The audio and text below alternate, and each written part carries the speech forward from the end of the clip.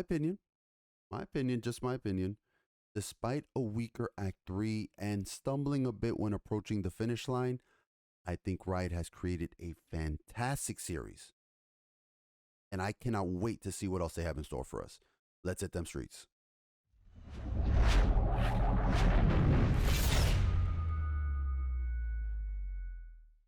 How's it going, everyone? It's your boy Jose, aka TheNYCGeek, aka TNG, aka the guy who wants to just quickly apologize. I wanted to get this video out yesterday, but we were at Anime NYC covering the con. So by the time we got home, it was already midnight and I was exhausted. Me and my wife were just beat. But I made sure on the train to, watch the final 3 episodes of Arcane because I was chomping at the bit at the convention. I was like, shit, I want to watch the actor already. I want to watch the final episodes. So what did I think of the final 3 and of Arcane overall? Before I get into that, though, before we get into that, I just want to quickly warn everyone, this is going to be a detailed discussion. So there will be spoilers. I'm not going to cover it scene by scene. I'm not going to go that into it because I try to at least, even though I mentioned the spoilers, I try to be at least a little bit vague and whatnot. But I am going to touch on a couple of key parts, the story beats for the final 3 episodes. Link that back to previous ones, and definitely discuss the final minutes of the last episode because they're very important. So there will be spoilers. If you haven't had a chance to watch Arcane yet, trust me, do so. I think overall this was an awesome series that I have already recommended to several people, and I cannot stress enough how much that this is a show you can enjoy without knowing a damn thing about League of Legends. You don't need to know anything about League of Legends. I have a friend at work that he has never heard of League of Legends. He doesn't play video games. He's not a video game guy. And he's watching the series with his wife and his 2 kids, and he's loving it so far. So, again, spoiler warning. So, all right, 3, 2, okay. So, we pick up right where Act 2 left us off. As opposed to, where Act 1 we ended and, some years have passed. This one is right there. We're picking right off. Shit is hitting the fan for everyone.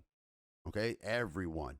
The tension that has been building between the different characters has finally come to fruition, and we're seeing things boil over. The conflict between Vi and Jinx, these 2 sisters that have been torn apart. Jace and Victor's dreams of what Hextech technology, when they were working on it, what it should be, and the necessity of what it will become and has already become. Silco's hold on the underworld of Zaun and all of the Ken Barons. It's become very tenuous. There's a lot going on in the opening beats of Act 3.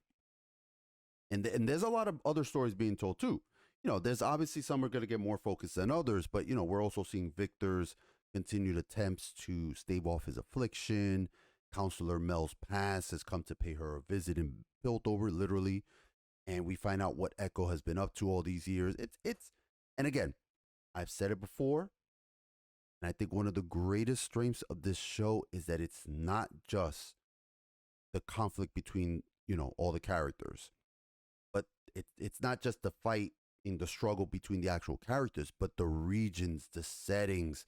We're seeing a civil war brewing between Piltover and Zaun, and the topside bridges, like the bridges leading out of the trenches of Zaun and into the upper city of Piltover.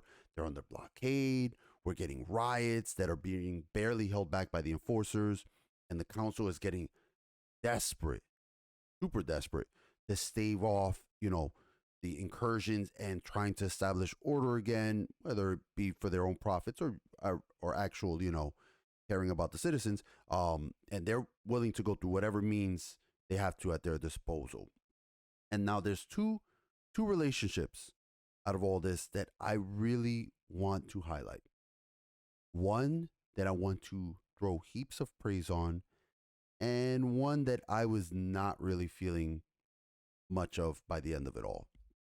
The first one that I really want to talk about is Silco and Jinx, which I fucking loved. By the end of this show, Silco was my favorite character. easily. And he's the villain, and it's he's a bad character. He is he is so well fleshed out, not just some 2D cheeseball villain who's bad for bad sake. Like, yes, he is committing despicable acts, but you can see that there is reasoning, not excusing his reasoning. I'm just saying that there is actual motivations. He loves Jinx. He cares for her. He truly sees her as his daughter. And even when presented with everything he has ever strived for, everything, what he they eventually they offer him independence for Zaun, unrestricted access to the surface, blanket amnesty. He refuses to turn her in.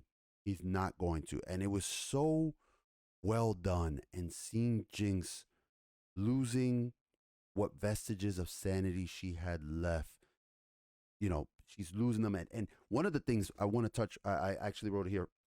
One of the things I loved is that as we're seeing her losing her sanity, it's getting more and more detailed. Like before, when she was a kid, she wasn't. You saw that there was a little bit there. She was having a little tantrums, all that. Now, as she was growing up, I said, she's starting to hear the voices. They're doing the whole thing with this, the freeze frame, kind of like she'll be here, and then the next scene, it's like she's over here, and I like that. I like that they were doing that, and the dolls are talking to her, and the dolls are making faces. Now, she's seeing full blown figures. Like she's seeing Milo, especially whenever it's the voices of like negativity. It's Milo's specter. At one point, it's like his shadow looming over her, because Milo was always the one who was shitting on her. He was the one who was ragging on her. So it's cool to see that manifest as her self doubt and her, insanity. But going back to Silco and her, it's so cool to see that like she's losing what she has up here, but she's clinging to Silco as this like almost like the last real oasis that she has, as this maelstrom of like madness is overtaking her. And their relationship up to the very end, to me, is the best part of Arcane. I think it's either the best part or it's tied up with the best part. So I think their story went from when it really started in episode 3 to its conclusion in episode 9, top notch. Top notch. I cannot sing its praises enough for not just the character of Silco and how well they fleshed it out, but his relationship with Jinx, phenomenal. On the flip side, Vi and Caitlyn's relationship, I was starting to lose interest in it fast, very fast, because it's like they kind of tried to give them this sort of romantic interest in each other, and it felt very forced. It did not feel natural, not the same way like Jace and the counselors eventual build up to their relationship. Mel's, it was much more natural there. Here felt very, very bizarre, very forced. It didn't really work out. The two just kept having like these forced conflict and arguments so that they could, have like a little makeup moment after. And they've been married for a couple years when they've barely known each other for a few days now in the story. I did not dig it. Not at all. I think they should have kept them with the whole kind of like buddy cop dynamic that they have in the game. One is the by the book cop, that's Caitlyn, and the other is the cowboy cop, Vi. That trope has endured for decades, and from like Lethal Weapon, Rush Hour, Bad Boys, and there's a reason. There's a reason that odd couple dynamic is awesome. And the show didn't know how to portray that while also trying to shoehorn some romantic tension in there. I feel like if they wanted to kind of develop that romantic side of it, they probably should have waited maybe till like season 2 when they've known each other a lot longer. It just felt like it just was pushed in way too quickly. I was very, very meh, very meh. And again, I don't want to go too deep into spoilers, but by the end of it all, only a few of the storylines are tied up neatly. Most of them are clearly left open either for the next season of Arcane or whatever the next show might be, because like I've said, I think Riot would be doing themselves a huge disservice by not touching on the other regions. And I think they will. I think they really will. Because one of the key reveals for this act was that Counselor Mel's family hails from Noxus. For those that don't know, Noxus is one of the 12 regions of Runeterra, one of the 12 that make up Runeterra. There might be more, as they flesh it out, but there's like, I think I had like a list that I had pulled up here, but there's uh, Demacia, Noxus, Freljord, Ionia, Piltover and Zaun, Bilgewater, the Shadow Isles, Ixtal, and Shurima, Argon, and Bandle City. So there's a couple. There's a lot. There's a lot of regions, and there's probably more that they can always introduce. But those are like the 12, and I think that they're gonna touch up on those. And anyway, back to Noxus. Noxus is one of those regions, and it's a place that where might makes right.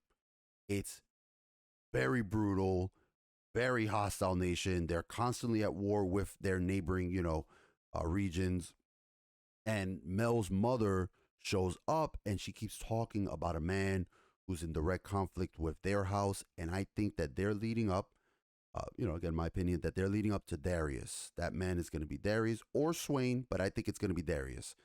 And for those who are familiar with the game, so I think we're going to be getting the next season. I think is going to be heavily focusing on Noxus and the fallout from Arcane. And that's kind of where my meh feelings for this final act are really mainly stemming from. At the end of episode 9, again, spoilers. At the end of episode 9, we're left with this like shot of Jinx, and she's firing a tactical nuke at the building where the Council of Piltover is currently holding a vote to decide whether they can broker peace with Zaun. And one thing I will say, I like the little touch the whole time. So, little aside note, in the video game, Jinx she has 2 weapons. She has the chains. She has the minigun that we've seen her use now, and she has that minigun transforms into a rocket launcher. And the rocket launcher, I think, is called Fishbones. I'm pretty sure it's called Fishbones. And then the minigun, I think, is called like Pow Pow.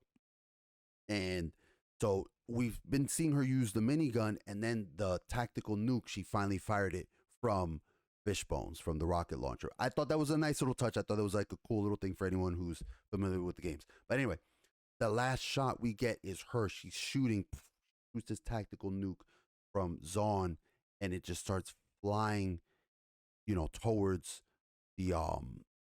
the building where the council is. And they do this shot with this nice song. I like this song playing as the rocket is traveling through the sky, and we see some of the characters of the show and where they've been left off at. And I get that they wanted to end it with this huge cliffhanger, but it wasn't as satisfying a conclusion as I had wanted. There were other ways that you could leave the show open to a second season, like maybe an attack from Noxus on Mel's mother, or even on Mel herself. I think that would have probably been a little bit better.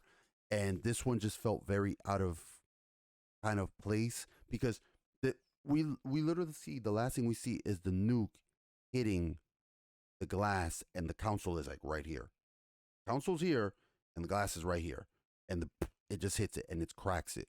So, and it's like, how the hell is anyone on that council going to make it out? Especially Jace and Victor. We know they're in the game, so we know. But how are they going to survive the mini nuke that Jinx just launched?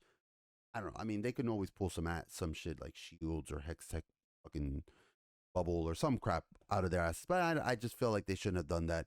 I don't know. I just wasn't very pleased with the ending, and that was sort of how I felt with Act 3 as a whole.